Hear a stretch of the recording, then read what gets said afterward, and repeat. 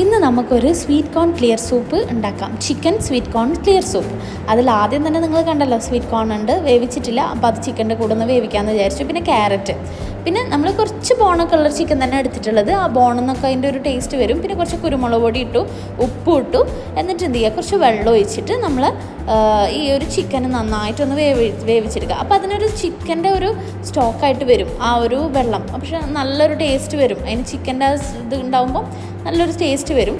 അപ്പോൾ അതിൽ തന്നെ നമ്മൾ ഉണ്ടാക്കണം. അല്ലാതെ ആദ്യം ചിക്കൻ വേറൊരു സ്ഥലത്ത് വേവിച്ചിട്ട് പിന്നെ ചിക്കൻ മാത്രം എടുത്ത് ബാക്കി വെച്ചിട്ട് കാര്യമില്ല. കുറച്ചുകൂടെ വെള്ളം വേണേന്. അപ്പോൾ കുറച്ച് വെള്ളമൊക്കെ ഒഴിച്ച് നന്നായിട്ട് ചിക്കൻ വെന്തതിന് ശേഷം ചിക്കൻ ഇങ്ങോട്ട് മാറ്റി വെക്കാം. മാറ്റി വെച്ചതിന് ശേഷം അതൊന്ന് ഷ്രെഡ് ചെയ്തിടാൻ വേണ്ടിയിട്ടാണ് മാറ്റി വെക്കുന്നത്. പിന്നെ നമുക്ക് കുറച്ച് നേരം അത് വേവിക്കാം, കാരണം സ്വീറ്റ് കോൺ ഒന്നുകൂടെ വേവാനുണ്ടായിരുന്നു.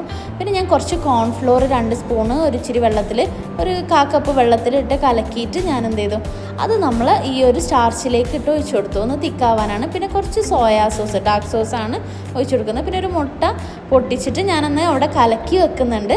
ഇത് ലാസ്റ്റ് നമുക്കിടാം. മുട്ട ഫൈനലി ഇട്ടാൽ മതി. പിന്നെ കുറച്ച് ഷ്രെഡ് ചെയ്ത ആ ചിക്കൻ ഉണ്ടല്ലോ നമ്മളെടുത്ത്, അത് നന്നായിട്ട് ഷ്രെഡ് ചെയ്തെടുത്തതിന് ശേഷം അതിലിട്ട് നന്നായിട്ടൊന്ന് ഇളക്കി വെച്ചു.